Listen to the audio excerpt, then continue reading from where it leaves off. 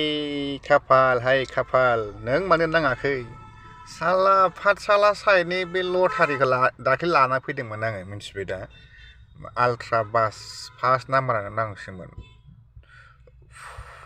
405100 जाना होदों फार्स्ट प्राइसआवहाय ओमफ्राय आंनिया टिकेटआ जाबाय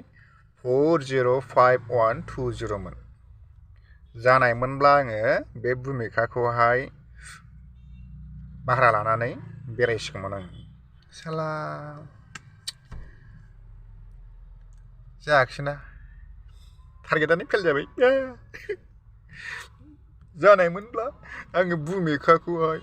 भारा लायै लायै दुनिया बेरायसिगौमोन आङो साला ओइ साला बे खाफालाव बबेथिं लाथिख' उजिफारखोब्रा